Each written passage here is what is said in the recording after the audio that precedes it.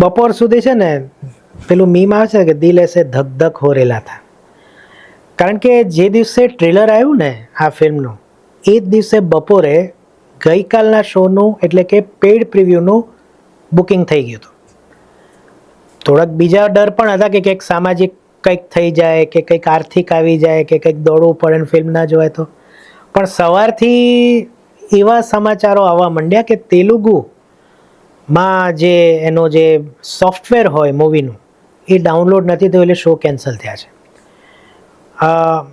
મુંબઈમાં જેવું થાય છે ને લોકો ટ્રેન બદલીને એટલે અમે એટલે કે મેં એ રીતના બુકિંગ કરાવ્યું હતું કારણ કે તે દિવસે આ જે પર્ટિક્યુલર થિયેટર છે કંકુબાગ અમદાવાદના વસ્ત્રાલમાં એના શોની ટિકિટ સૌથી ઓછામાં ઓછી હતી એટલે આપણે થોડાક અમદાવાદી ખરા એટલે એમાં જઈએ અને થિયેટર બહુ જોરદાર છે સિનેપોલિસ છે એટલે મારા ઘરેથી એક ટ્રેન બદલીને મેટ્રો સીધું કંકુબાગ સામે જ ઉતારે છે ત્યાં હું પહોંચી ગયો. પણ ત્યાં ટ્વિટર અથવા તો એક્સ ખોલતા એવા સમાચાર મળવા માંડ્યા કે ભાઈ અમદાવાદમાં દિલ્હીમાં મુંબઈમાં શો કેન્સલ થયા છે. મારા મિત્રનો તો ફોન આવ્યો કે ભાઈ શું છે? ભાઈ મારે તો ચાલુ છે કારણ કે એન્ટ્રી આપી દીધી છે અંદર. કે હા તો હું રિસ્ક લઉં જવાનું. એમની પાસે ટિકિટ ઓલરેડી હતી એટલે દિલ ધક ધક હોરેલા હતા કે કંઈ ચાલુ તો નહીં થાય એવું તો નહીં બને ને એમ. પણ પછી તો પહેલાં સિક્યોરિટી પાસ થયું પછી અડધો કલાક બેઠા અને 2 મિનિટ પાછું એ લોકોએ થિયેટર ઓપન મોડું કર્યું એટલે એ પાછું થયું કે અરે આ ના તો નહીં પાડે ને આટલા બધાને અંદર લાવી દીધા એટલે. પણ એન્ટ્રી પણ મળી, ફિલ્મ ચાલુ થઈ ગઈ અને ફિલ્મ આખી જોઈ. તો આજે આપણે રિવ્યૂ કરી રહ્યા છીએ ધુરંધર 2 ધ રિવેન્જનો. નમસ્તે મિત્રો, હું છું સિદ્ધાર્થ છાયા.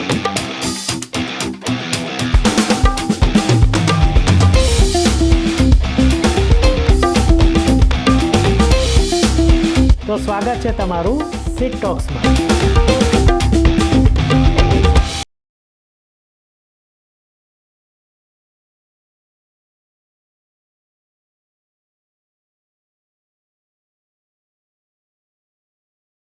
નમસ્કાર મિત્રો, હું છું સિદ્ધાર્થ છાયા અને સિટ ટોક્સમાં તમારું ફરીથી સ્વાગત છે. આપણે આજકાલ બહુ ઓછા વિડીયો કરીએ છીએ કારણ કે અમુક કારણો છે એની પાછળ.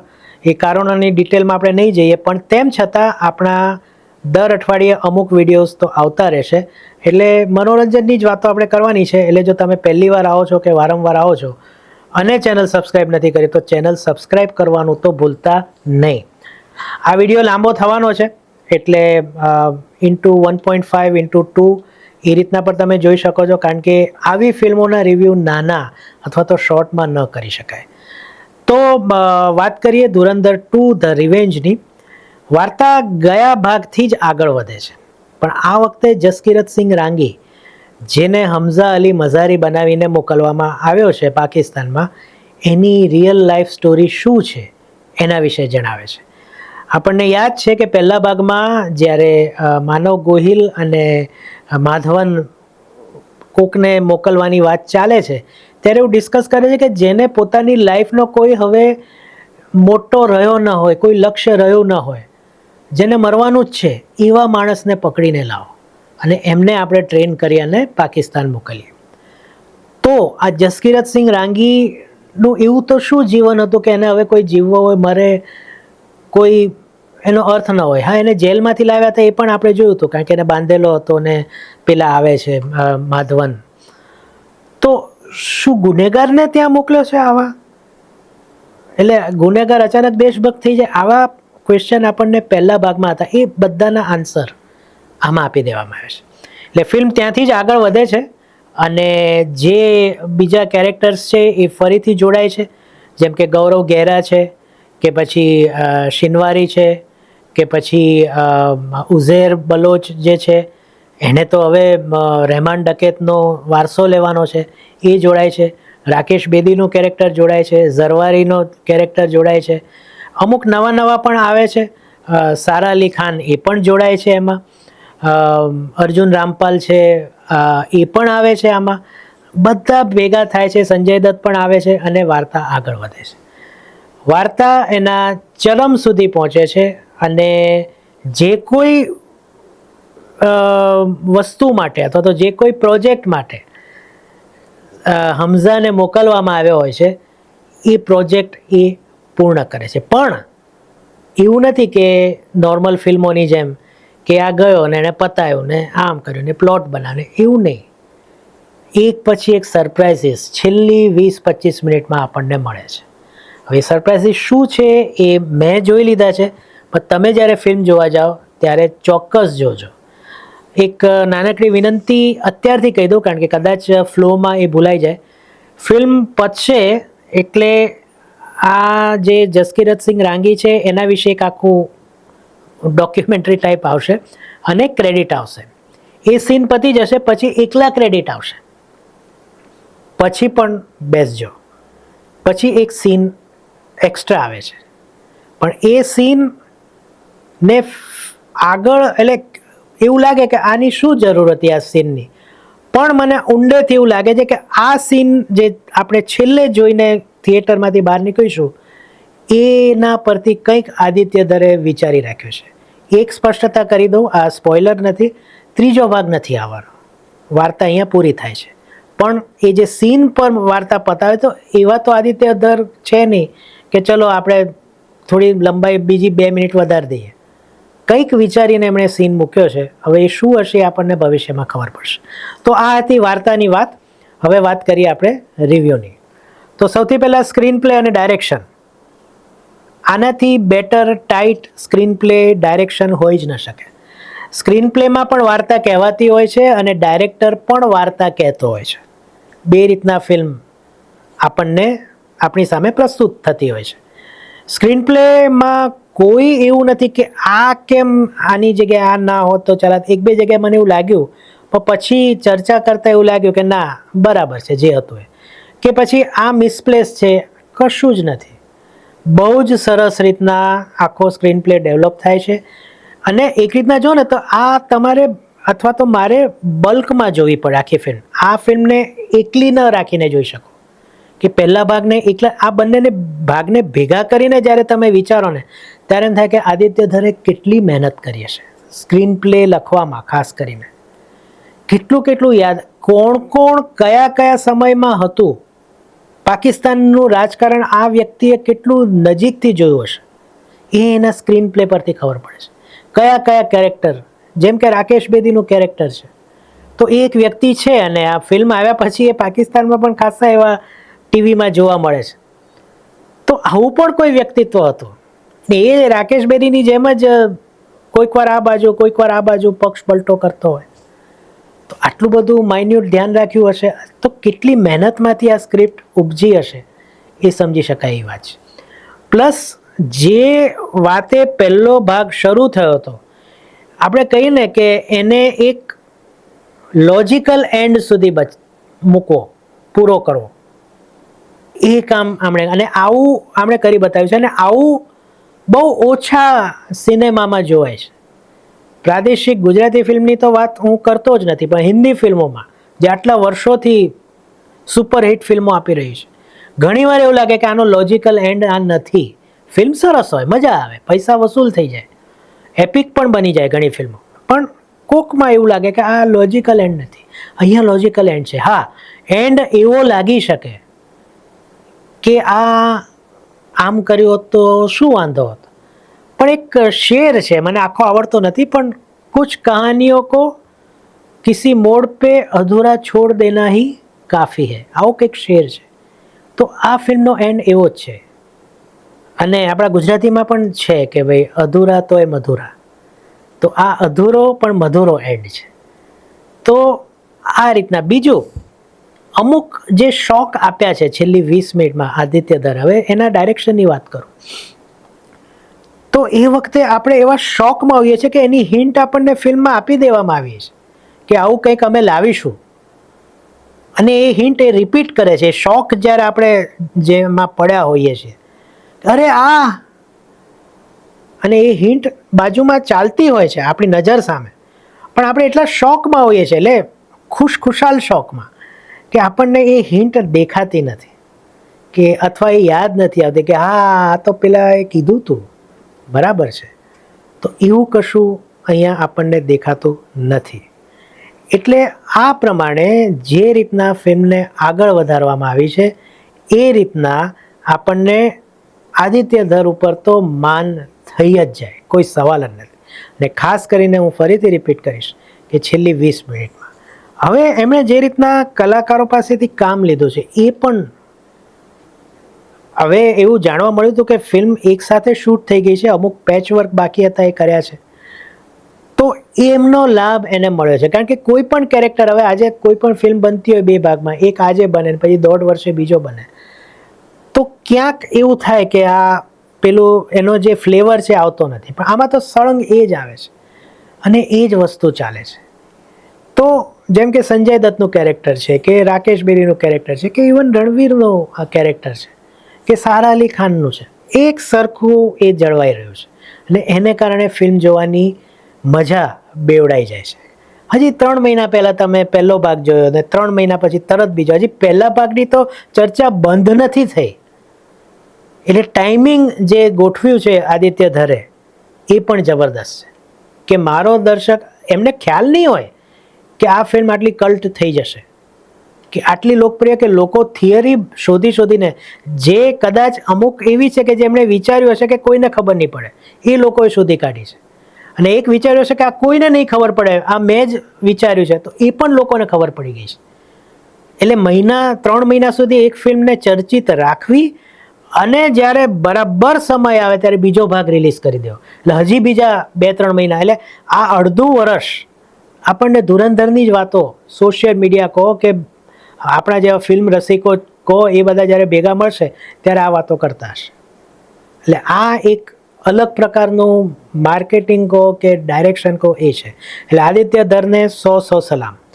હવે કલાકારોની વાત કરીએ તો ગૌરવ ગેરાથી શરૂ કરીએ. આ વખતે એમનો રોલ ઓછો છે પણ મહત્વનો છે અને એક દ્રશ્યમાં એ એમનું કામ કરી જાય છે. એટલે એ રીતના છે ને એમનું બેકગ્રાઉન્ડ પણ ખબર પડે છે. જેમ જસકિરત કેમ અહીંયા આવ્યો એ રીતના ગૌરવ ગેહરા પણ કેમ આવ્યા એનું બેકગ્રાઉન્ડ પણ અહીંયા. એટલે મેં કીધું દરેક પ્રશ્ન જે પહેલા ભાગમાં હતા એ બધાના જવાબ બીજા ભાગમાં આપી દેવામાં આવ્યા છે. હા, હવે માનવ ગોહિલ આ વખતે એક્સટેન્ડેડ રોલ છે અને જામે છે. માનવભાઈના હું જ્યારે પણ મેં ફિલ્મોના ગુજરાતીમાં પણ રિવ્યૂ કર્યા છે, મેં કહ્યું, હું કાયમ કહું છું કે એમનો અવાજ બહુ જ પ્રભાવશાળી છે. તો આમાં પણ એમણે જે રીતના પ્રભાવ અને માધવનના પડછાયા તરીકે ખૂબ સરસ કામ કરે છે. પ્લસ અંતમાં જે મેં કીધું ને કે જ્યારે નામ સાથે પણ ડોક્યુમેન્ટરી ટાઈપ આવે, એમાં પણ માનવ ગોહિલ જ છે એમાં અને બીજા રણવીર છે, 2 જ છે. તો એ વખતે પણ એમનો જે બોલવાનો જે આરો અવરો જે ગુજરાતીમાં કહીએ એ બહુ સરસ છે. એટલે માનવ ગોહિલ આ વખતે લાંબો સમય જોવા મળ્યા અને પ્રભાવશાળી જોવા મળ્યા. દાનિશ પંદોર જે ઉઝૈર બલોચનો રોલ કરે છે, નાનો રોલ છે પણ, એટલે પહેલાં કરતાં ઓછો રોલ છે, પણ ફિલ્મની વાર્તામાં એમનું મહત્ત્વ કદાચ સૌથી વધુ છે. કારણ કે ઉઝૈર બલોચને આ રીતના જે હમઝા છે, જે રીતના ટ્રીટ કરી રહ્યા છે, એ ન હોત તો આનો કોઈ અર્થ ન રહેત આ બીજા ભાગનો. એટલે આ વસ્તુ ધ્યાનમાં રાખવાની છે. જે અંત આવ્યો છે ફિલ્મ, એમાં પણ ઉઝૈર બલોચની મદદ લેવામાં આવી છે. એટલે ખૂબ સરસ રીતના, અને એક્સપ્રેશન્સ આમાં ભાઈના, પોતાનો ભાઈ જે પહેલા ભાગમાં જો મરી ગયો છે પછી એની હાલત શું હોય, એન્ડ ધેન શું હોય, પછી શું હોય, એ કેમ હોય એ હું નહીં કહું, પણ બધા જ એક્સપ્રેશન બહુ સરસ દેખાડ્યા છે.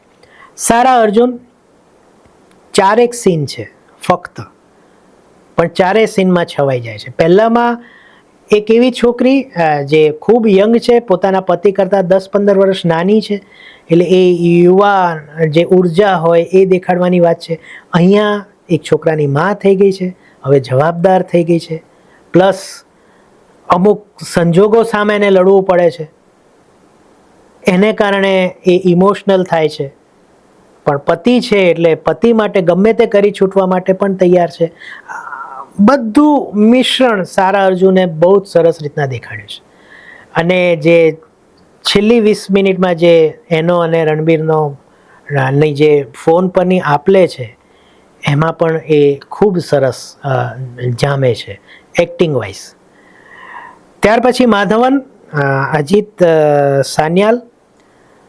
આ વખતે અગેન એમનો રોલ થોડો વધુ છે ને આ વખતે એમણે એક બે જગ્યાએ હાસ્ય પણ કર્યું છે.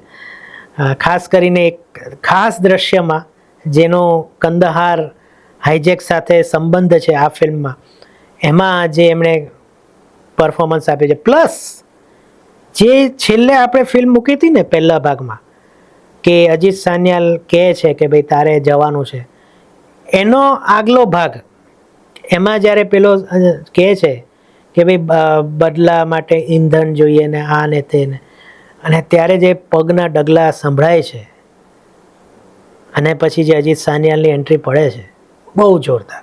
પ્લસ મેં કીધું એ સીનમાં ને ખૂબ લાંબો, અને છેલ્લે જે રીતના એ ડિલિવર કરે છે એ બહુ સખત છે, એટલે બહુ મજા આવે એવું છે. સંજય દત્ત આ વખતે બોલકા એસપી ચૌધરી છે. પેલામાં ગંભીર હતા, એને બલોચો પ્રત્યેનો રોષ કે જે નફરત હતી એ દેખાડવાની. આ વખતે એ ફ્રી હેન્ડ છે એમને કે ભાઈ તમારે જે કરવું એ કરો, બલોચોને મારો કે જે કરવું હોય. તો એમાં ફ્રી હેન્ડમાં ડાયલોગ્સ પણ એમને ફની મળ્યા છે, અને જ્યાં એમનો રોલ પૂરો થાય છે એ સીન બહુ ઇમ્પેક્ટફુલ છે. અને જે રીતના એક સીનમાં મજા આ ગયા બલોચ એ જે બોલે છે ને, એમાં એ છવાઈ જાય છે. એટલે સંજય દત્તને આવા જ રોલ જોઈતા હતા, પણ એ હવે મળી રહ્યા છે, અને કદાચ આદિત્ય ધરના એ માટે આભારી ચોક્કસ હશે. રણવીર સિંહની વાત કરીએ એ પહેલાં આપણે રાકેશ બેદીની વાત, અર્જુન રામપાલની વાત કરી દઈએ. યસ, અર્જુન રામપાલ મેજર ઇકબાલ તરીકે ફૂલ ફ્લેજેડ વિલન, અને જે રીતના આમ અંડર પ્લે છે, પણ જે રીતના એનો સગો બાપ, આ વખતે એના બાપનું કેરેક્ટર પણ એડ થયું છે, એને જે રીતના ટ્રીટ કરે છે, એને ગાળો આપે છે, એની મર્દાનગીને લલકારે છે, અને પછી એનો જે જવાબ આપે છે, એમાં અંડર પ્લે કરીને પણ અર્જુન રામપાલે બહુ જબરદસ્ત પરફોર્મન્સ આપ્યું છે. પ્લસ એક પાકિસ્તાની મેજરને કે કેપ્ટનને કે મેજરને એક ભારતીય સ્પાય અથવા તો કોટ અનકોટ કાફિર સામે જે દ્વેષ, જે લેવલની નફરત હોય એ દેખાડવામાં ડાયલોગ દ્વારા અને એક્સપ્રેશન દ્વારા જે અર્જુન રામપાલે દેખાડી છે એ બહુ જોરદાર છે. યસ, તો હવે આવીએ રાકેશ બેદી ઉપર.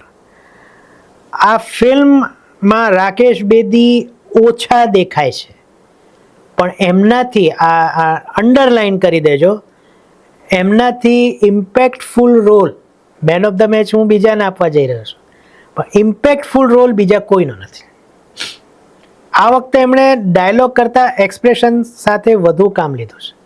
ખાસ કરીને લગભગ રણવીર હોય તો એની સાથે રહ્યા છે, અને એમાં રણવીર બોલે છે ને આ એક્સપ્રેશન આપે છે, અને એ કોમ્બિનેશન ખૂબ સરસ થયું છે. અને એમાં બી છેલ્લી 20 મિનિટમાં જ્યારે બે ભેગા થાય છે અને એક બ્લાસ્ટ થાય છે, એમાં એ બંનેના એક્સપ્રેશન બહુ જોરદાર છે. અને પેલા ટ્રેલરમાં પેલું આમ વાળું આવે છે ને, આમ અહીંયા પણ એમાં એ રણબીર અને રાકેશ બેદીનું કોમ્બિનેશન જ જીતે છે.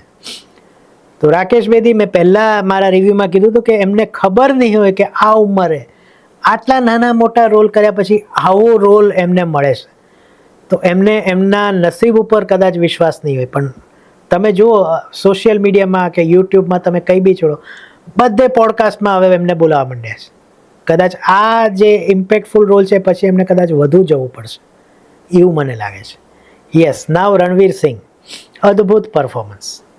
જેટલો અંડર પ્લે ફર્સ્ટ ભાગમાં હતો એટલો જ ખુલીને હવે રોલ કર્યો છે, અને એ હતું જ, એક્સપેક્ટેડ હતું. કારણ કે આપણે પહેલા ભાગના રિવ્યૂમાં કીધું હતું કે આ ફિલ્મ અક્ષય ખન્નાની જ છે, અને એ ઉભરે એટલે રણવીરે અંડર પ્લે કરવું પડે, અને એટલે અહીંયા એને બરાબર ફાટ્યો છે, એમ કહીએ ને ગેસનો બાટલો કેવો ફાટ્યો,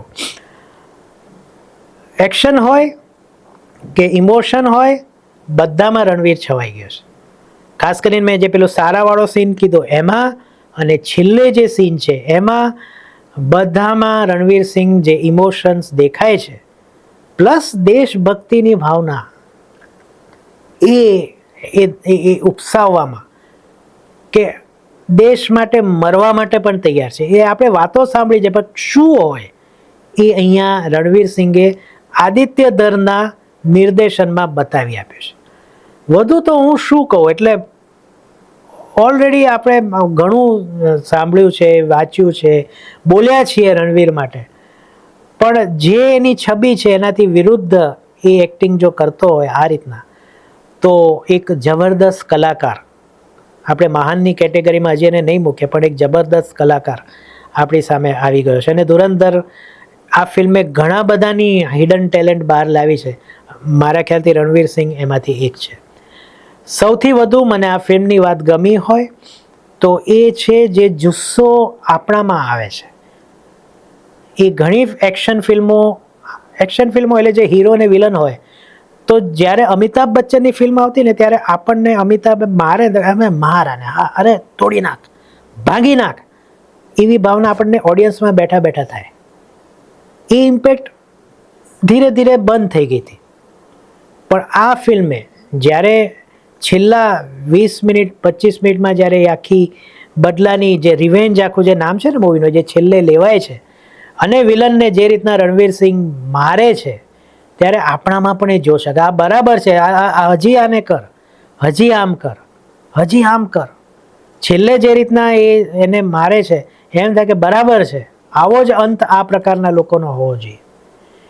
એટલે આ બધું ઉપસાવવામાં, આ બધું, એટલે આ મારા જેવો વ્યક્તિ જે લગભગ 50-51 વર્ષથી ફિલ્મો જુએ છે, એના માટે આ એક એવો અનુભવ રહ્યો કે આટલા વર્ષો પછી આવો જોશ અને કહેવાય ને કે જનૂન એક ફિલ્મે આપણામાં નાખ્યું છે.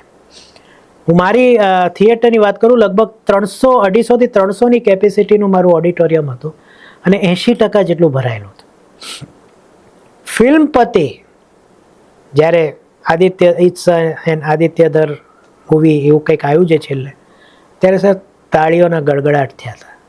અને સ્વયંભૂ દરેક એવા સીન ઉપર સીટી, બૂમો, અપશબ્દો છે ફિલ્મોમાં, કાપ્યા છે, પણ અમુક એમને એમ રહેવા દીધા છે. ત્યારે જ્યારે અમુક થતા હોય ત્યારે એમાં હાસ્ય નીકળે, અમુક થાય ત્યારે વાહ નીકળે, અમુક થાય ત્યારે તાળીઓ પડે, અમુક થાય ત્યારે ચીસો, અમુકમાં સીટીઓ. આ બધું જ ગઈકાલે આ જોવા મળ્યું. ફિલ્મની સૌથી મોટી વાત બીજી એ છે કે 4 કલાકની લગભગ હોવા છતાં, પહેલા ભાગમાં મેં કીધું હતું કે સ્લો બર્ન છે, કે ધીમે ધીમે થાય છે પણ કંટાળો નથી આવતો. આમાં તો શ્વાસ લેવાનો ટાઈમ નથી. એક પછી એક જે દ્રશ્યો અનફોલ્ડ થાય છે, એણે તો પથારી ફેરવી દીધી છે એમ કહીએ તો ચાલે. બહુ જ મજા આવી ફિલ્મને. તો વાત કરી હવે છેવટે, રિવ્યૂ લાંબો થવાનો જ હતો, અને એના એ જરૂરી હતી, આવા ફિલ્મો માટે તો જરૂરી છે જ. તો છેવટે આપણે સ્ટાર્સની વાત કરીએ. એના પહેલાં આપણે એ યાદ કરીએ કે ફર્સ્ટ ભાગમાં મેં કીધું હતું કે તો બધું જ ગણીએ, એક્ટિંગ, આ તે, ડાયરેક્શન, 4.5 સ્ટાર થોડા મારા ખ્યાલથી વધુ થઈ જશે. પણ એવું કરીએ, બીજો ભાગ જોઈએ અને પછી ઓવરઓલ સ્ટાર આપીશું. એ મૂવીના પણ અલગ આપીશું, આ મૂવીના પણ અલગ આપીશું. આ મૂવીના અત્યારે તો 4 સ્ટાર હું આપીશ, અને જ્યારે બીજો ભાગ આવશે માર્ચમાં, ત્યારે એનો પણ એક રીતના સ્ટાર આપીશું, અને ઓવરઓલ આપણે સ્ટાર આપીશું. તો પહેલા ભાગને મેં આપ્યા હતા 4 સ્ટાર, બરાબર. બીજા ભાગને, જે આ ધુરંધર 2 છે, એને હું 4.5 સ્ટાર આપીશ. મેં કદાચ મારા આટલા વખતના રિવ્યૂમાં કોઈને 4.5 સ્ટાર નથી આપ્યા, મેક્સિમમ 4 આપ્યા છે. તો 4.5 કદાચ સિટોક્સ ઉપર લેનારી ધુરંધર 2 પહેલી મૂવી છે, અને ઓવરઓલ હું બંને ભાગને જોડું તો પણ હું એને 4.5 સ્ટાર આપીશ. 5 મારો થોડો બાયસ છે શોલે પ્રત્યે, તો 5 આવે એવી ફિલ્મ તો કદાચ જ હું આપીશ મારી લાઈફમાં, કારણ કે મેં શોલેને એકવાર આપી દીધા છે, એટલે 5 તો હું નહીં આપું. પણ 4.5 સુધી પહોંચનારી આ ધુરંધર અને ધુરંધર 2 બંને કમ્બાઈન એ પહેલી ફિલ્મ છે સિટ ટોક્સના રિવ્યૂ પર. તો જોઈએ આપણે હવે શું આના રિએક્શન્સ ને વગેરે અનફોલ્ડ થાય છે. તમે જ્યારે આ ફિલ્મ જુઓ ત્યારે મને ચોક્કસ કમેન્ટમાં કહેજો કે તમને આ ફિલ્મ કેવી લાગી, આ રિવ્યૂ કેવો લાગ્યો એ પણ કહેજો. અને જો તમે ફિલ્મ હજી સુધી નથી જોઈ તો એક વિનંતી એ પણ છે કે સોશિયલ મીડિયાથી બને એટલા દૂર રહેજો, કારણ કે હવેથી સ્પોઇલર્સ લોકો શરમ વગર પોસ્ટ કરવા માંડ્યા છે. આમ તો ગઈકાલથી જ થવા માંડ્યા હતા. હા, અને બીજું એક વસ્તુ મારે રહી ગઈ ભાઈ આમાં કહેવાની, આમાં બડે સાહબ કોણ છે એ પણ રિવીલ થાય છે. એ એક્ટર કોણ છે એ પણ હું નહીં કહું, બડે સાહબ કોણ છે એ પણ નહીં કહું, પણ આમાં એ રિવીલ થાય છે અને એનો ખાસો એવું કામ છે. તો આજે અત્યારે આપણે વિનંતી જે પૂરી છે કરું કે ભાઈ સોશિયલ મીડિયાથી દૂર રહેજો જો તમે આ ફિલ્મ ન જોઈ હોય તો. અહીંયા આપણે ધુરંધર 2ની વાતને પૂર્ણ કરીએ. ફરીથી મળીએ, ત્યાં સુધી સિદ્ધાર્થ શાહને આજ્ઞા આપો. તમને બધાને મારા તરફથી કાયમની જેમ આવજો.